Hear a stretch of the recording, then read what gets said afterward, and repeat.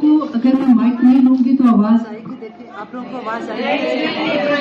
नहीं आ रही है? अभी बैठ रहे हैं। ओके, चलो मैं कोशिश करती हूँ, क्योंकि मैं बहुत सोच रही थी कि अक्सर आप लोगों ने वो सब कुछ सुना हुआ है। शादी पे जो मैंने बहुत दफा आप लोगों को निकाह का खुतबा भी सुनाया, और जो कुरान से अल्लाह सुब्हानहू तआला ने जो नसीहतें एक दूल्हा दुल्हन को की, तो मैंने आज सोच रही थी कि मैं कहाँ से शुरू करूंगी। तो एक हदीस मुझे बहुत प्यारी लगी।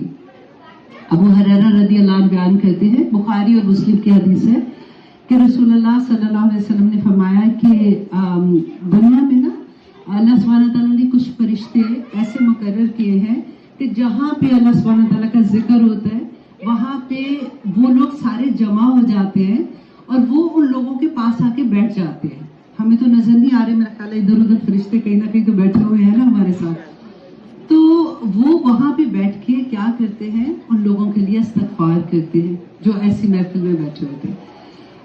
आज की महफिल अल्लाह सुब्हानहू तआला इरम और उस्मान को खुशियों के साथ सलामत रखे, उसके लिए हम लोग इकट्ठे हुए हैं और हम कोशिश करें अल्लाह सुब्हानहू तआला के जिक्र से इसके फंक्शन को शुरू करें।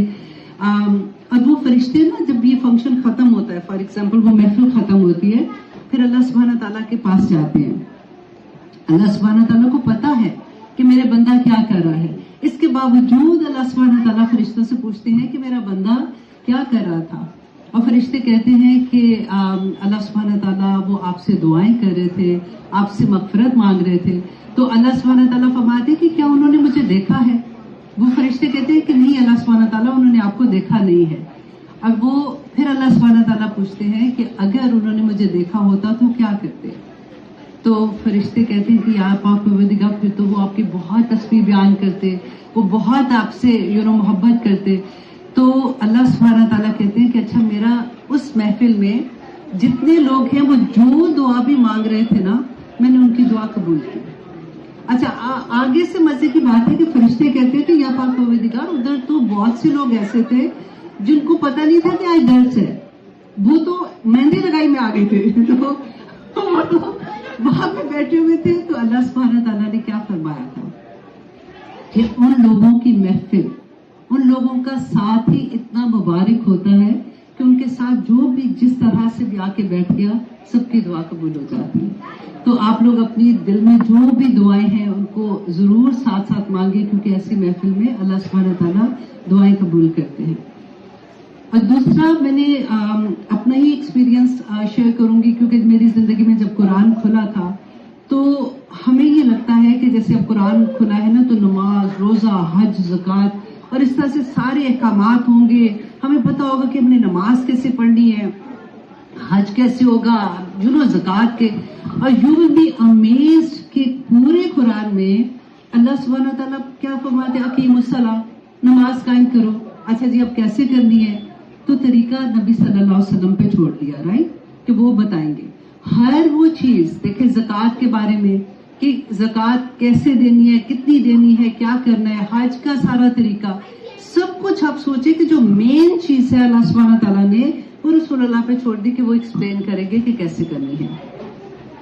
लेकिन आई वाज सरप्राइज्ड टू सी कि जो शादी ब्याह के बारे में अल्लाह सुब्हानहू तआला ने, ये जो एक घर बनना था, एक निकाह के बारे में कोई चीज नहीं छोड़ी है। एक एक चीज अल्लाह सुब्हानहू तआला ने कुरान में बता दिया कि हस्बैंड एंड वाइफ जब निकाह होगा तो क्या वजह होगी और उससे क्या उनको मिलेगा, और अगर निकाह हो जाता है तो वो घर कैसे बनेगा, उस घर में मियाँ की क्या हैसियत होगी, बीवी की क्या होगी, उस घर में जो औलाद आनी है वो कैसे होगी, उस घर में अगर मियाँ बीवी में कोई प्रॉब्लम ऐसा होता है तो तब क्या हालात होंगे। एक एक चीज अल्लाह सुब्हानहू तआला ने किसी पे नहीं छोड़ी, वो खुद से कुरान में बता दी। वजह क्या थी? वजह क्या थी? हम लोग तो सोचते हैं ना कि हाँ वाओ शादी हो रही है, फिर ये पहनेंगे, वो करेंगे। अल्लाह सुब्हानहू तआला ने कुरान पाक में जो बताया कि वो इंस्टीट्यूट बनने जा रहा है जहाँ पे मुसलमान बच्चों ने रेस होना है, जहाँ पे अल्लाह सुब्हानहू तआला की जो नेक्स्ट जनरेशन है, वो जो माँ बाप उस जिनका निकाह हो रहा है ना, उन्होंने उन बच्चों को आगे रेस करना है, तो उसकी बुनियाद जो है वो कैसे होगी। اس سے مجھے ایک بہت پیاری بات یاد آئی. حضرت عمر کی بات ہے کہ حضرت عمر رضی اللہ عنہ جو ہے نا وہ خلیفہ تھے, امیر المومنین تھے. تو گشت کر رہے تھے رات کو, تو انہوں نے دیکھا کہ گھر میں سے آواز آ رہی ہے. ایک ماں اپنی بچی کو کہتی ہے کہ بیٹا اٹھو, دن ہو گیا ہے, دودھ لینے والا آئے گا تو تم دودھ میں تھوڑا سا پانی ملا دو. اب اس نے بچی نے آگے سے جواب دیا, اب اس زمانے کے گھر ایسے تھوڑی تھے جیسے ہمارے ہیں. اچھا گھر سے آواز باہر آ رہی ہے, امیر المومنین سن رہے ہیں. بچی نے کہا کہ نہیں ماں, امیر المومنین نے منع کیا ہے دودھ میں پانی نہیں ڈالنا. ماں نے کہا کہ بیٹا ادھر کون سے امیر المومنین دیکھ رہے ہیں. اس بچی نے کیا کہا آگے سے کہ امیر المومنین تو نہیں دیکھ رہے, لیکن اللہ سبحانہ تعالیٰ تو دیکھ رہے ہیں. اچھا حضرت عمر نے اب سن لیا نا, اب انہوں نے اس گھر کا دیکھا کہ یہ کون سا گھر ہے. واپس گھر گئے تو اپنے غلام کو بھیجا کہ جا کے اس گھر میں پتہ کر کے آؤ کہ یہ اس گھر میں ایک بچی ہے جو اس کی کئی بات تو نہیں انہوں نے کی ہوئی ہے, مطلب کوئی شادی کی بات ہوتی ہے یا اس طرح سے. غلام گیا اور جا کے آ کے بتایا کہ نہیں اس کی کہیں بات نہیں ہوئی ہے. تو حضرت عمر نے اپنے بیٹے عاصم کا رشتہ اس بچی کے لیے بھیجا. اور وہ بچی کی جب شادی ہوئی تو جس فیملی میں اس کی شادی ہوئی اس سے جو بچہ پیدا ہوا وہ عمر بن عبدالعزیز تھے. اتنی بڑی. اور حضرت عمر بن عبدالعزیز جو تھے نا, ان کی جب کہتے ہیں کہ وہ ان کا جو دور حکومت تھا تو ایسے لگتا تھا کہ رسول اللہ کا دور واپس آ گیا. تو وہ کہتے تھے کہ وہ بنیاد کیسے تھی. حضرت امام حسین کے پاس ایک دفعہ ایک کوئی آدمی تھا, جیسے بچہ پیدا ہوا تو بڑی خوشی سے ان کے پاس بھاگے گئے کہ بچہ پیدا ہوا ہے تو آپ اس کو گڑتی دے دیں. تو امام حسین نے اس کو دیکھا, انہوں نے کہا بیٹا تم نے تو بہت دیر کر دی.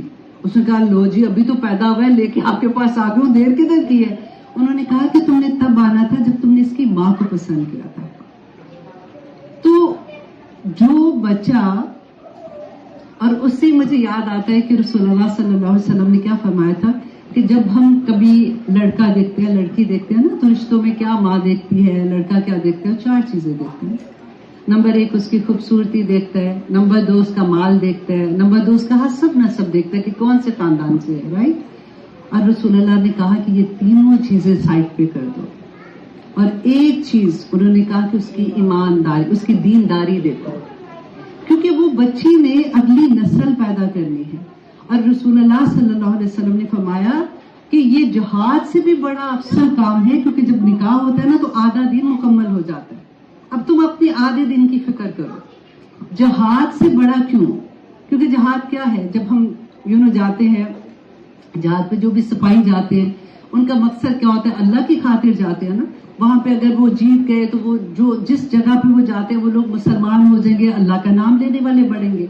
تو رسول اللہ صلی اللہ علیہ وسلم نے فرمایا کہ یہاں پہ تو نہ کوئی جنگ ہے, نہ کوئی جان جانے کا ڈر ہے.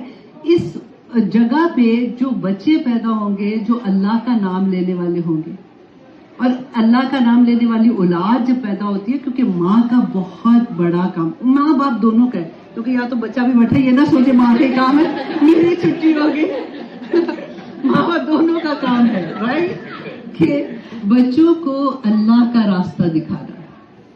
دیکھو باپ جو ہے نا, ماں کی دعا, ماں کی عادت ہوتی ہے وہ ری کرتی رہتی ہے, سارا وقت دعائیں مانگتی رہتی ہے, اس کو اور کوئی کام ہی نہیں ہوتا نا جب بچے پیدا ہو جاتے ہیں. لیکن رسول اللہ نے فرمایا کہ باپ ایک دفعہ بھی دعا کرتا ہے نا تو اس کی دعا سیدھی عرش تک پہنچتی ہے. تو اس لیے یہ ری کرتی رہے گی, آپ سے ایک ہی دفعہ پوری کرتے ہیں. تو اللہ سبحانہ تعالیٰ بچہ یہ کرے کہ اللہ سبحانہ تعالیٰ آپ لوگوں کو ہمت عطا کرے, کیونکہ یہ شادی جو ہے نا یہ بہت بڑی ذمہ داری ہے. اب ایک نصیحت میں کروں گی, وقت کم ہے اس لیے میں سوچ رہی ہوں کہ میں کوئی وہ چھوٹی چھوٹی چیزیں جیسے ارم, آپ بے شک ہمیشہ بیٹا یہ دیکھنا انکنڈیشنل ریسپیکٹ.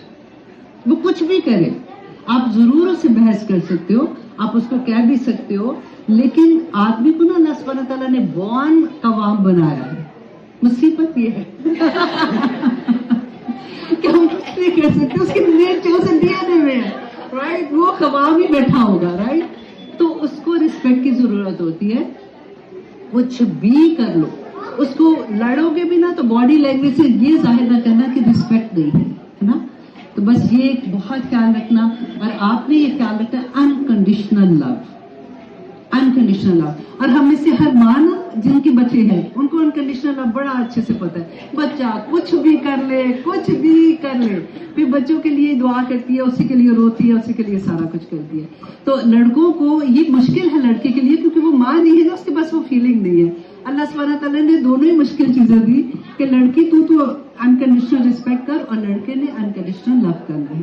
تو گھر بہت آسانی سے بن جاتا ہے.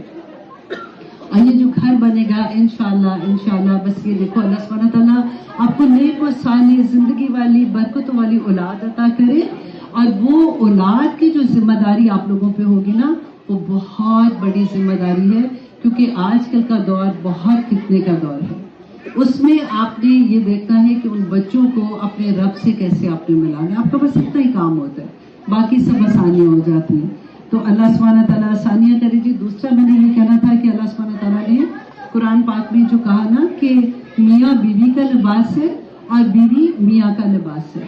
اور وجہ کیا ہے؟ لباس کیا کرتا ہے؟ اگر آپ کو کوئی بھی چیز دیکھو, ابھی تو آپ لوگ ایک دوسرے کو ایسے جانتے ہو نا, اچھا سا دیکھا, اچھی بات کی, ناراض ہوئے, چلو میں گھر جا رہی ہوں, میں نہیں بات کر رہی ہوں, اگلے دن سارا کچھ ٹھیک ہو جاتا ہے. جب آپ کی زندگی شروع ہوگی دین انشاءاللہ ایک دوسرے کی وہ چیزیں بھی نظر آ جاتی ہیں جو پہلے نہیں نظر آتی ہیں.